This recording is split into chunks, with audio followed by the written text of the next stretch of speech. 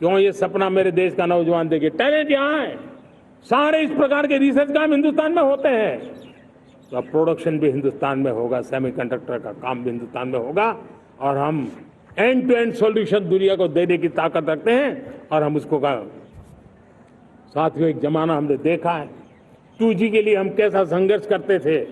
आज हर उपकरण में हम देख रहे हैं हम तेजी से आगे बढ़े, और 5G जिस तेजी से पूरे देश में रोल आउट हुआ, हिंदुस्तान के करीब करीब सभी क्षेत्रों में 5G पहुंच गया, वो विश्व में तेज गति से 5G पहुंचाने में हम आगे रहे।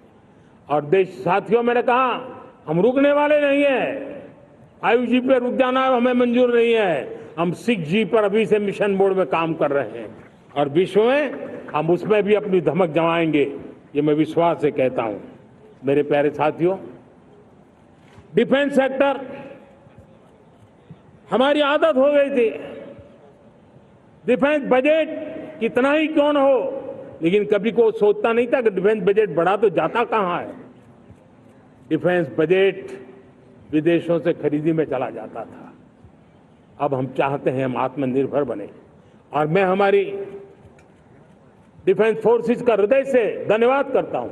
उन्होंने हजारों ऐसी चीजें लिस्ट कर दी है, उन्होंने तय किया है कि हम विदेश से नहीं लाएंगे। राष्ट्र के लिए जीना क्या कहते हैं, ये हमारे सेना के जवानों ने दिखाया है, और उसके कारण डिफेंस के सेक्टर में हम आत्मनिर्भर होते चले जा रहे हैं। आज डिफेंस मैन्युफैक्चरिंग में भारत की पहचान बनी है, और मैं आज खुशी से कह सकता हूं कि जो देश कभी डिफेंस की हर छोटी मोटी चीज बाहर से लाता था, आज धीरे धीरे दुनिया के कई देशों में हम जो डिफेंस के इक्विपमेंट मैन्युफैक्चर कर रहे हैं वो हम एक्सपोर्ट करने लगे हैं। दुनिया में डिफेंस हब, मैन्युफैक्चरिंग हब के रूप में हम धीरे धीरे उभर रहे हैं। हम मैन्युफैक्चरिंग क्षेत्र को बढ़ावा देना चाहते हैं, क्योंकि रोजगार के लिए सर्वाधिक आवश्यक है। आज PLI स्कीम को बहुत बड़ी सफलता मिली है, FDI रिफॉर्म्स, उसने भी हमें बहुत बड़ी ताकत दी है। MSMEs को बहुत बड़ा बल मिला है, नई व्यवस्थाएं विकसित हुई है, और उसके कारण हमारा मैन्युफैक्चरिंग सेक्टर, हम दुनिया का एक मैन्युफैक्चरिंग हब बने। जिस देश के पास इतनी नौजवान शक्ति हो, जिस देश के अंदर ये सामर्थ्य हो, हम मैन्युफैक्चरिंग की दुनिया में भी इंडस्ट्री 4.0 में हम बहुत बड़ी ताकत के साथ आगे जाना चाहते हैं, और इसके लिए आवश्यक स्किल डेवलपमेंट, उस पर भी हमने बल दिया है। और स्किल डेवलपमेंट में भी हमने नए मॉडल तय किए हैं, हमने जन भागीदारी को जोड़ा है, ताकि तुरंत रिक्वायरमेंट के अनुसार स्किल डेवलपमेंट हम कर सके। और मुझे विश्वास है, मैं लाल किले की प्राचीर से कह रहा हूं, वो दिन दूर नहीं होगा जो भारत इंडस्ट्रियल मैन्युफैक्चरिंग का हब होगा, दुनिया उसकी तरफ देखती होगी। आज विश्व की बहुत बड़ी कंपनियां भारत में निवेश करना चाहती हैं। ये चुनाव के बाद मैंने देखा, मेरे तीसरे कार्यकाल में जितने लोग मुझसे मिलने के लिए मांग कर रहे हैं, वो ज्यादातर निवेशक लोग हैं, विश्व भर के निवेशक हैं। वो आना चाहते हैं, भारत में निवेश करना चाहते हैं। ये एक बहुत बड़ा गोल्डन अपॉर्चुनिटी है। मैं राज्य सरकारों से आग्रह करता हूं कि आप निवेशकों को आकर्षित करने के लिए स्पष्ट नीति निर्धारित कीजिए, गुड गवर्नेंस का आश्वासन दीजिए, लॉ एंड ऑर्डर सिचुएशन के लिए उनको भरोसा दीजिए। हर राज्य एक तंदुरुस्त स्पर्धा में आगे आए, राज्य के बीच निवेशकों को खींचने के लिए स्पर्धा होनी चाहिए, निवेशकों को लिए, ताकि उनके राज्य में निवेशक आएंगे, उनके राज्य के नौजवानों को स्थानीय रूप से अवसर मिलेगा, रोजगार का अवसर मिलेगा। नीतियों में परिवर्तन लाना चाहिए, तो ग्लोबल रिक्वायरमेंट के अनुसार नीतियों को राज्यों ने परिवर्तित करना चाहिए। लैंड की आवश्यकता है तो राज्यों ने लैंड बैंक बनानी चाहिए। गुड गवर्नेंस सिंगल पॉइंट पर काम करने के लिए राज्य जितने प्रोएक्टिव होंगे, जितने ज्यादा प्रयास करेंगे, जो निवेशक आ रहे हैं वो कभी भी वापस नहीं जाएंगे। सिर्फ भारत सरकार से काम ये होता नहीं है, राज्य सरकारों की बहुत बड़ी आवश्यकता होती है, क्योंकि जो भी प्रोजेक्ट लगने वाला है उस राज्य में लगने वाला है, उसको हर राज्य के साथ रोजमर्रा का काम पड़ता है। और इसलिए मैं राज्यों से आग्रह करूंगा कि जब विश्व पूरा भारत की तरफ आकर्षित हो रहा है, विश्व पूरा भारत में निवेश करने के लिए प्रतिबद्ध हो रहा है, तब ये हमारा दायित्व बनता है कि हमारी पुरानी आदतें छोड़ करके स्पष्ट नीति के साथ हम आगे आए।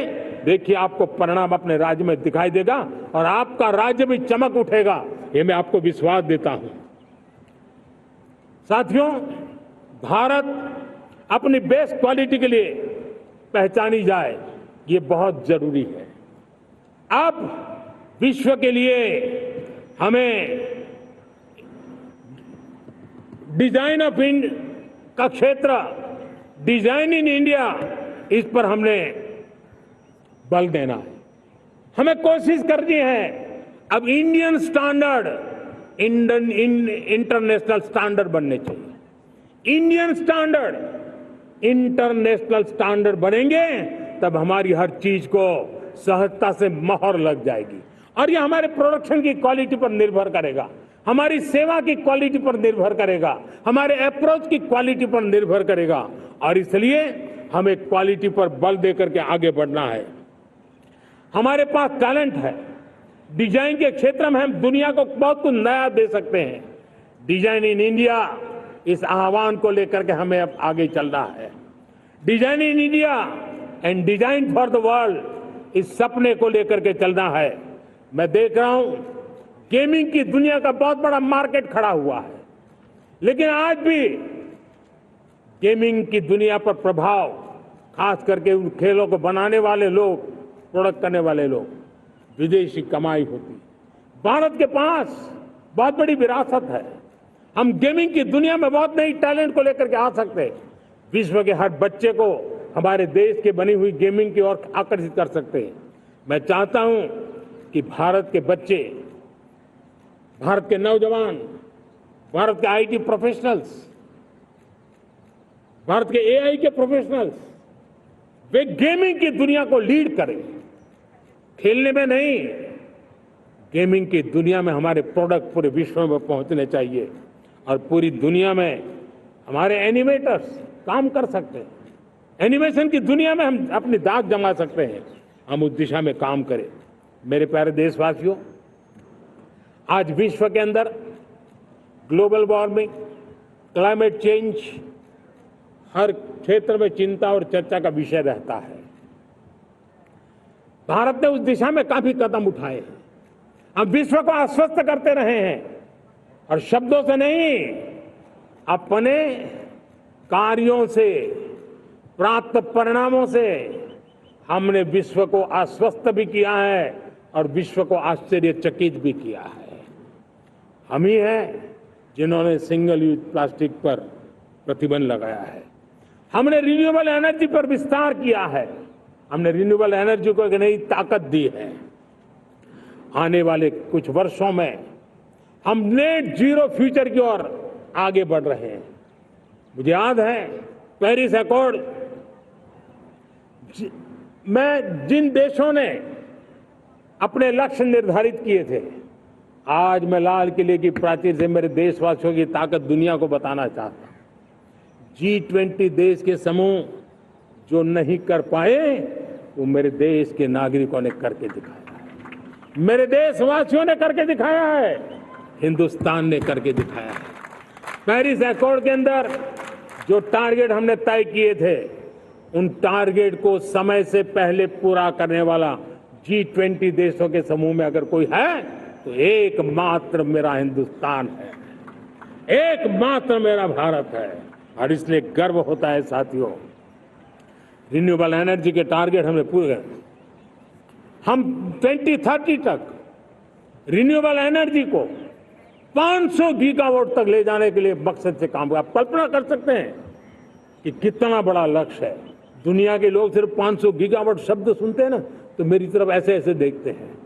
लेकिन आज मैं विश्वास से कह रहा हूं देशवासियों को, इस लक्ष्य को भी हम पूरा करके रहेंगे और ये मानव जाति की भी सेवा करेगा, हमारे भविष्य की भी सेवा करेगा, हमारे बच्चों के उज्जवल भविष्य की गारंटी बनेगा। हमने 2030 तक हमारी रेलवे को नेट जीरो एमिशन का लक्ष्य लेकर के हम चल रहे हैं।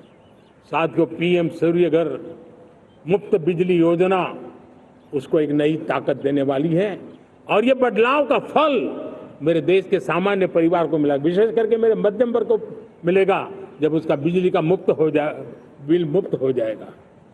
इलेक्ट्रिक व्हीकल, उसकी मांग बढ़ती जा रही है। जब पीएम सूर्यघर योजना से वो बिजली उत्पादन करता है सूर्य से, तो उसका व्हीकल का प्रवास का खर्चा भी वो कम कर सकता है। साथियों, हम ग्रीन हाइड्रोजन मिशन लेकर के एक ग्लोबल हब बनना चाहते हैं। बहुत तेजी से नीतियां बनाई गई हैं, बहुत तेजी से उसका इम्प्लीमेंटेशन का काम हो रहा है और भारत ग्रीन हाइड्रोजन एक न्यू एनर्जी की दिशा में हम जाना चाहते हैं। और ये सारे जो प्रयास चल रहे हैं, क्लाइमेट की चिंता तो है ही है, ग्लोबल वार्मिंग की चिंता है, लेकिन इसके अंदर ग्रीन